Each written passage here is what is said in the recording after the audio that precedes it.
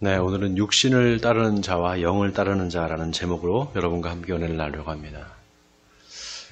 로마서에 보면 사도 바울이 예수 안에라는 말을 참 많이 씁니다. 예수 안에 있다. 예수 안에 있어야 된다. 여러분, 이 말이 참 의미심장합니다. 예수 안에 있는 사람이 있고 예수 밖에 있는 사람이 있습니다. 예수를 믿고 교회를 다녀도 예수 밖에 있는 사람이 있습니다. 어떤 사람이 예수 안에 있고 어떤 사람이 예수 밖에 있는 사람이냐? 예수님을 의지하고 살아가는 사람, 그 사람은 예수 안에 있는 사람입니다. 반면에 예수를 믿지만 예수님을 의지하지 않고 자기 자신을 의지하는 사람, 그 사람은 예수 밖에 있는 사람입니다. 이런 사람의 특징은 욕망을 따라 살아갑니다. 욕망을 따른다는 건 절제하지 못한다는 거죠. 자기가 하고 싶을 때 하고, 뭐든지 자기가 먹고 싶을 때 먹고, 자고 싶을 때 자고, 자기 마음대로 살아가는 거, 무절제하게 살아가는 삶, 그 삶은 욕망을 따라 사는 삶입니다. 그런데 그게 자유롭고 좋은 줄 압니다. 여러분, 그런데 그거야말로 종의 삶입니다. 육체의 종으로 살아가는 삶입니다. 여러분, 우리 인간은 자연적 존재입니다. 왜냐하면 하나님께서 아담을 만드실 때 흙으로 만드셨잖아요. 그래서 우리 인간의 몸이 자연물입니다. 잠언서 24장에 보면 솔로몬이 놀라운 말을 했습니다. 내가 게으른 자의 밭과 지혜 없는 자의 포도원을 지나며 본즉 가시덤불이 그 전부에 퍼졌으며 그 지면이 거친 풀로 덮였고 돌담이 무너져 있기로 내가 보고 생각이 깊었고 내가 보고 훈계를 받았노라. 내가 좀 더 졸자 좀 더 자자 손을 모으고 좀 더 누워있자 하니 내 빈궁이 강도같이 오며 내 곤핍이 군사같이 이르리라. 여러분, 이 솔로몬의 이 잠언이 참 기가 막힙니다. 솔로몬 왕이 어디 길을 가다가 보니까 밭이 있는데 그 밭에 풀이 무성하게 자라 있는 거예요. 또 좀 지나가다 보니까 포도원이 있는데 그 포도원에 가시덤불이 잔뜩 덮여 있는 겁니다. 그리고 포도원 돌담이 다 무너져 있는데 그대로 방치되어 있는 거예요. 솔로몬 왕이 이게 누구 밭인가, 누구의 포도원인가 보려고 알아봤더니 게으른 자의 밭이고 우매한 자의 포도원이었다는 거예요. 여러분, 밭이나 포도원에 그냥 사람의 손길이 안 가고 그냥 가만히 냅둬버리면, 그대로 내버려두면 풀이 덮이고 가시덤불이 무성해집니다. 그게 자연입니다. 우리 인간도 똑같다라는 겁니다. 우리 인간도 가만히 내버려두면 그렇게 풀이 무성해지고 잡초가 자란다는 거예요. 여러분, 시골에 사람 안 사는 초가집 한번 가보셨어요? 초가집 가보면은, 사람이 안 사는 집에 가보면은요, 그 안방에, 방에도 막 이렇게 풀이 나 있는 걸 볼 수 있습니다. 육신을 따라 사는 사람의 삶의 모습이 마치 그렇게 사람이 살지 않는 집과 같다는 거예요. 오늘 본문 5절, 6절 우리 같이 한번 한 목소리로 읽어보겠습니다. 자, 오늘 본문 5절, 6절입니다. 시작. 육신을 따르는 자는 육신의 일을, 영을 따르는 자는 영의 일을 생각하나니 육신의 생각은 사망이요 영의 생각은 생명과 평안이니라. 자, 여기 보세요. 사도 바울이 육신을 따르는 자는 육신의 일을 생각한다 이렇게 말합니다. 육신의 일이라는 게 뭘까? 여러분, 육신의 일이라는 게 뭘까요? 자, 우리 성경을 한번 찾아보겠습니다. 갈라디아서 5장 19절입니다. 신약 성경 갈라디아서 5장 19절, 제가 가지고 있는 성경 308쪽입니다. 다 같이 19절에서 21절까지 우리 한 목소리를 읽어보겠습니다. 시작. 육체의 일은 분명하니 곧 음행과 더러운 것과 호색과 우상 숭배와 주술과 원수 맺는 것과 분쟁과 시기와 분냄과 당짓는 것과 분열함과 이단과 투기와 술취함과 방탕함과 또 그와 같은 것들이라. 전에 너희에게 경계한 것 같이 경계하노니 이런 일을 하는 자들은 하나님의 나라를 위협으로 받지 못할 것이요. 자, 여기 보세요. 육체의 일은 분명하니 육체의 일은 분명하니. 이게 옛날 성경에 보면 육체의 일은 현저하니 이렇게 나와 있습니다. 이 현저하다는 말이 무슨 말인가? 아주 구체적이고 확실하다는 겁니다.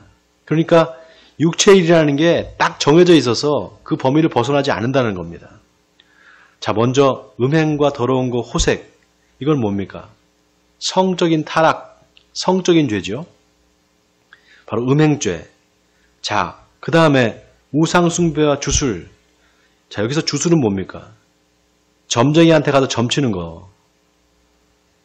음행과 더러움과 호색이 성적인 죄라면, 육체적인 간음죄라면 이렇게 우상숭배와 주술은 영적인 간음죄입니다. 자, 또 원수 맺는 거, 분쟁, 시기, 분냄, 당짓는 거, 분열과 이단 이런 건 뭡니까? 공동체를 파괴하는 죄입니다. 또 투기, 술 취한 방탕함 이거는 개인과 가정을 파괴하죠. 이런 육신의 일이 육신을 따르는 사람들한테 아주 현저하게 나타난다는 거예요.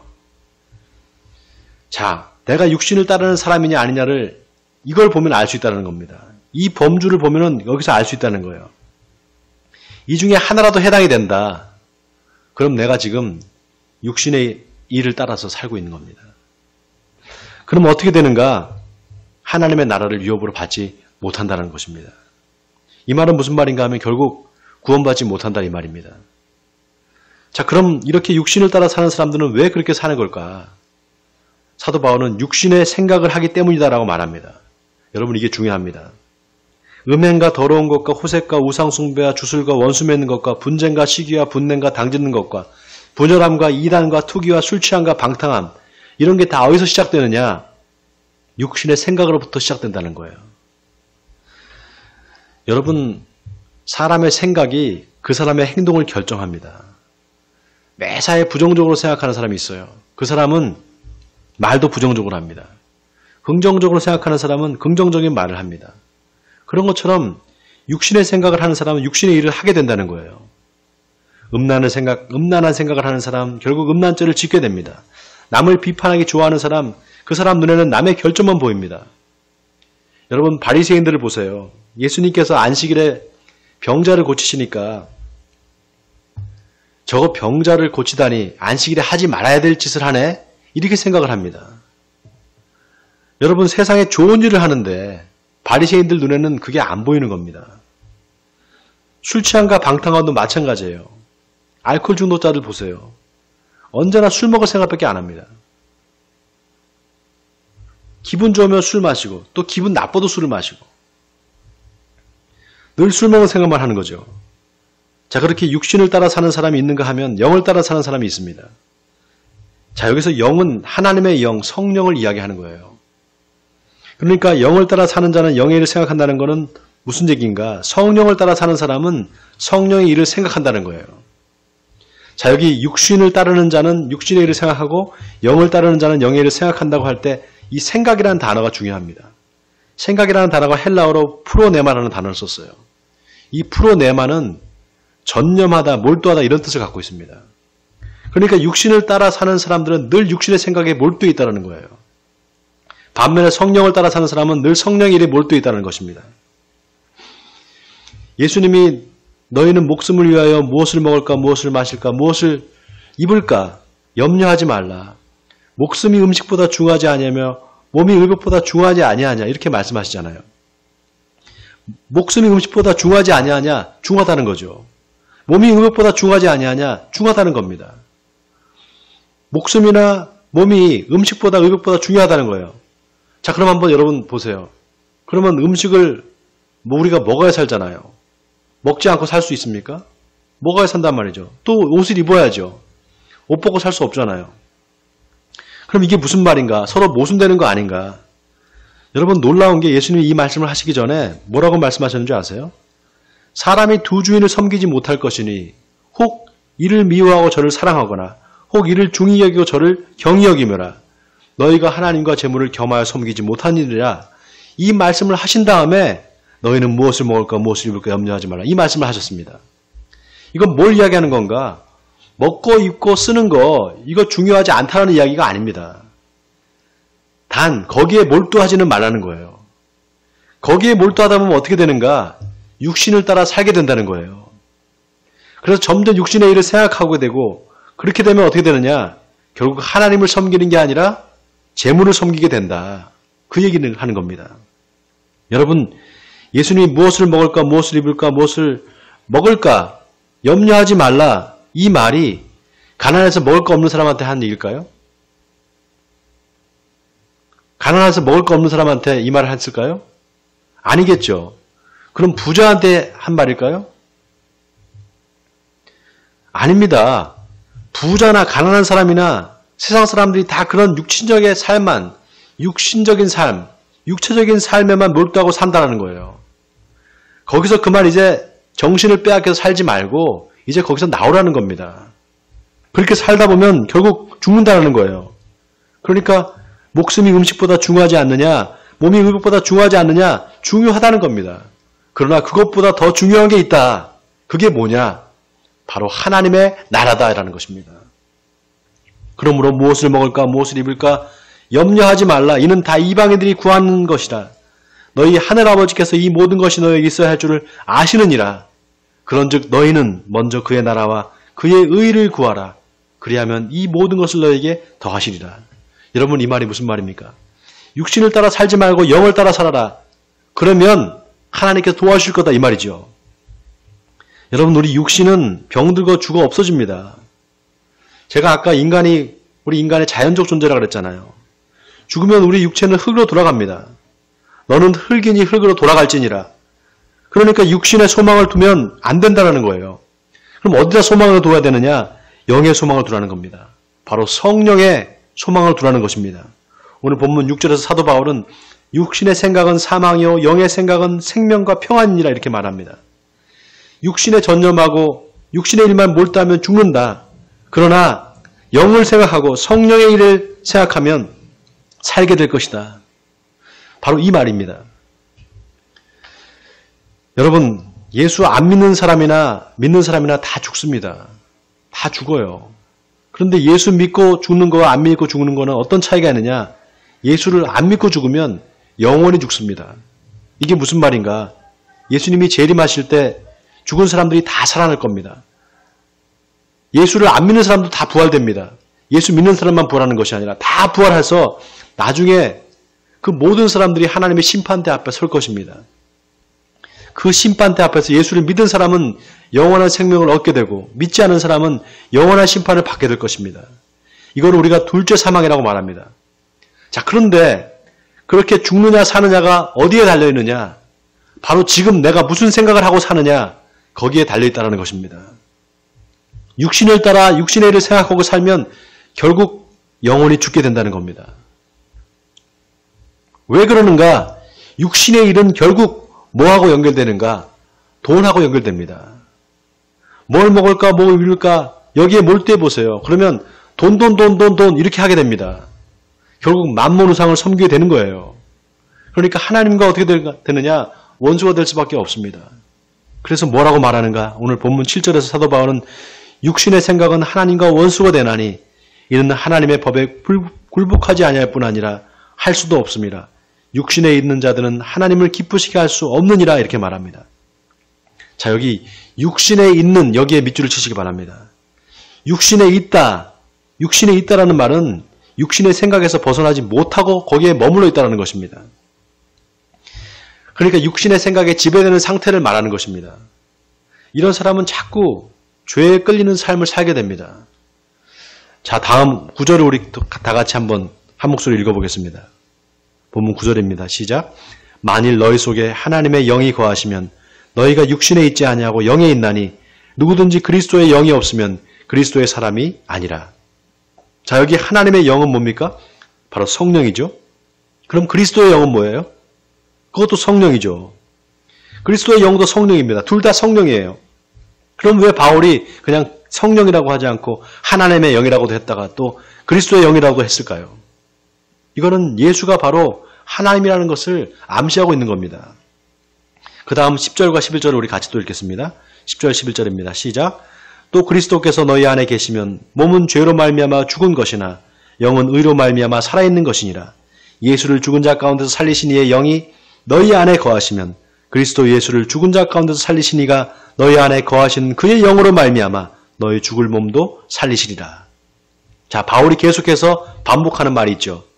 자, 9절에 너희 속에 하나님의 영이 거하시면, 그 다음에 10절에 보세요. 그리스도께서 너희 안에 계시면, 11절에 예수를 죽은 자 가운데서 살리신 이의 영이 너희 안에 거하시면, 또 11절 끝에 그리스도 예수를 죽은 자 가운데서 살리신 이가 너희 안에 거하시는 그의 영으로 말미암아, 계속해서 너희 안에 계시면 반복해서 강조를 하고 있습니다. 자, 바울이 지금 뭘 이야기하고 싶은가? 너희 안에 지금 성령이 있느냐? 만약 너희 안에 성령이 있다면 그 성령이 너희를 인도하실 거다. 그러나 성령이 없다면 너희는 육신을 따라 살 수밖에 없는 인생이 될 것이다. 이 말입니다. 사랑하는 성도 여러분, 여러분 안에 성령이 있습니까? 만약 성령이 없다면 성령을 달라고 하나님께 기도해야 될 줄 믿습니다. 내 안에 성령이 있느냐 없느냐 어떻게 알 수 있는가? 금방 알 수 있습니다. 성령이 있는 사람은 하나님의 말씀을 들을 때 깨닫습니다. 그리고 그 말씀에 순종합니다. 그러나 성령이 없는 사람은 말씀을 들어도 깨닫지 못합니다. 죄를 짓고도 아무렇지 않게 생각합니다. 그래서 성령이 없는 사람은 회개를 하지 않습니다. 성령은 언제 임하는가? 바로 회개할 때 임하거든요. 그러니 회개하지 않는 사람은 성령이 없는 겁니다. 하나님, 저는 죄인입니다. 저는 도저히 희망이 죽을 수밖에 없는 죄인입니다. 하나님 앞에 눈물 흘리면서 회개해보지 않은 사람은 그 사람은 성령이 없는 겁니다. 여러분, 마태복음 5장에 보면 예수님이 산상수훈을 하시죠. 심령이 가난한 자는 복이 있나니 천국이 저희 것이며 애통하는 자는 복이 있나니 저희가 위로를 받을 것이며, 이 말씀이 뭡니까? 다 회개하고 통회하는 사람에게 하나님이 성령을 주신다는 이야기입니다. 이 말이 다 그 뜻입니다. 다 성령과 관련이 있습니다. 여러분, 성령이 없으면 예수가 믿어지지 않습니다. 그냥 예수가 인간으로 생각됩니다. 하나님으로 생각되지 않습니다. 그러니까 기도도 할 수 없습니다. 교회를 수십 년 다녀도 성령이 뭔지도 모르고 교회를 다니는 사람이 있습니다. 그런 사람은 아직 신앙생활을 시작도 하지 않은 겁니다. 여러분 중에 혹시 성령을 받지 못한 분이 있다면 성령을 달라고 기도하시기 바랍니다. 하나님께서 여러분의 기도를 들어주실 줄 믿습니다. 또 이미 성령을 받으신 분은 그 성령의 음성에 귀를 기울이시기 바랍니다. 여러분, 하나님의 영은 거룩한 영입니다. 그래서 우리가 범죄하면 성령이 우리와 함께 하실 수가 없습니다. 그래서 에베소서 4장 30절에서 사도 바울은 성령을 근심하게 하지 말라. 그 안에서 너희가 구원의 날까지 인치심을 받았느니라 라고 고백했습니다. 여러분, 시편 51편에 보면 다윗이 자신이 지은 죄를 회개하면서 쓴 회개시가 있습니다. 참회시가 있습니다. 여러분 잘 아시죠? 시편 51편 다윗이 밧세바를 간통을 하고 회개하면서 쓴 시가 바로 시편 51편이잖아요. 그런데 놀라운 게 다윗이 여기에서 성령에 대한 이야기를 언급합니다. 나를 주 앞에서 쫓아내지 마시며 주의 성령을 내게서 거두지 마소서. 주의 구원의 즐거움을 내게 회복시켜 주시고 자원하는 심령을 주사 나를 붙들소서. 여러분 보세요. 주의 성령을 내게서 거두지 마소서. 바울이 성령을 얘기합니다. 여러분, 바울한테 가장 두려운 게 뭐였느냐? 바로 성령이 떠나가는 거였습니다. 바울이 그걸 제일 두려워했습니다. 여러분 중에 성령의 인도하심을 따라 살지 않고 있는 분이 있다면 이 시간 빨리 회개하시기 바랍니다. 우리가 천국은 저 하늘에 있고 지옥은 땅 밑에 있다고 생각하잖아요. 그런데 여러분, 마귀가 지옥으로 가는 길을 어떻게 만들어 놓은 줄 아세요? 살짝 경사만 기울어지게 해서 사람들이 지옥으로 가는 줄 모르게 만들어 놨습니다. 그래서 멸망으로 가는 길은 굉장히 크고 넓습니다. 지금 많은 사람들이 교회 다니면서 죄에 대해서 너무 가볍게 생각합니다. 죄를 지어도 회개만 하면 천국 간다 이렇게 생각합니다. 맞죠? 그 말 맞습니다. 예수 믿고 회개만 하면 구원 받습니다. 그런데 문제는 회개하고 나서 금방 또 죄를 짓는다는 겁니다. 똑같은 죄를. 여러분, 우리 예수 믿는 사람들이 오해하는 게 있어요. 죄 짓고 주일날 나와서 하나님 잘못했습니다. 회개합니다. 그럼 회개가 된 줄 알아요. 저도 그렇게 하는 게 회개인 줄 알았습니다. 그런데 그게 아니라는 걸 깨닫게 됐어요. 분명히 회개를 했는데 똑같은 죄를 짓고 있는 겁니다. 회개 기도를 했는데 똑같은 죄를 짓고 있는 거예요. 그거는 뭡니까? 회개를 안 했다는 겁니다. 여러분, 회개는 열매가 있어야 됩니다. 세례 요한이 자기한테 세례를 받으러 나오는 바리새인들한테 이 독사의 자식들아, 누가 너희를 가르쳐 임박한 진노를 피하라 하더냐? 그러므로 회개에 합당한 열매를 맺어라, 이렇게 말하잖아요. 여기 회개에 합당한 열매라는 게 뭔가? 바로 우리의 결단입니다. 끊어야 될 게 있으면 끊어야 됩니다. 내가 이걸 끊겠습니다. 하지 말아야 될 거 있으면 내가 이거 하지 않겠습니다. 이렇게 결단하는 겁니다. 바울이 유대인들한테 너희가 율법이 있다고 해서 구원받는 게 아니다. 그 율법을 지켜야만 된다. 그렇게 말하잖아요. 여러분, 유대인들이 이방인과 차이가 뭡니까? 율법을 알고 있었다는 겁니다. 그런데 유대인들이 율법을 가지고 이방인들을 판단하면서도 자기들은 그 율법을 지키지 않았습니다. 그런데 착각을 하는 거예요. 자기들은 율법을 알기 때문에 구원받고 이방인들은 율법을 모르기 때문에 망한다고 생각했습니다. 여러분, 우리가 성경을 잘 알고 있습니다. 하나님의 말씀인 성경을 잘 알아요. 그런데 그걸 아는 것만 가지고 구원받느냐? 여러분, 착각입니다. 우리가 이걸 생각해 봐야 돼요. 교회를 오래 다녀서 성경 말씀을 다 알지만 그 말씀대로 살지는 않습니다. 그리고 예수를 우리가 믿기 때문에 구원받을 거다 이렇게 굳게 믿고 삽니다. 회개의 열매를 맺어야 되는데 회개가 아닌 계속 후회를 하면서 후회를 계속 반복하면서 천국 갈 거야 이렇게 생각하는 겁니다. 사랑하는 성도 여러분, 정말 회개하지 않으면 우리는 구원받지 못합니다. 회개하지 않으면 우리는 지옥 갑니다. 회개의 열매를 맺어야 될 줄 믿습니다. 죄짓고 교회 나와서 입으로 잘못했습니다. 회개합니다. 그리고 또 죄짓고 다시 또 회개하고 또 죄짓고 회개하고 또 죄짓고 회개하고, 그거는 회개가 아니라 후회입니다. 그렇게 계속 후회하고 살면 결국 죽어서 지옥에 갑니다. 그러나 성령을 따라 성령 일을 생각하고 살면 반드시 살 것입니다. 사랑하는 성도 여러분, 성령을 따라 사시는 여러분 되시기 바랍니다. 성령의 인도하심을 따라 살면 우리의 영혼은 살아날 것입니다. 우리는 영원히 하나님과 함께 살 것입니다. 예수를 죽은 자 가운데서 살리신 이의 영이 너희 안에 거하시면 그리스도 예수를 죽은 자 가운데서 살리신 이가 너희 안에 거하시는 그의 영으로 말미암아 너희 죽을 몸도 살리시리라. 원하기는 육신을 따르지 말고 영을 따라 사시는 여러분 되시기 바랍니다. 그래서 주님이 재림하실 때 모두 부활해서 주님과 함께 영원히 사는 축복을 누리시는 저와 여러분이 되시기를 주님의 이름으로 간절히 축원드립니다.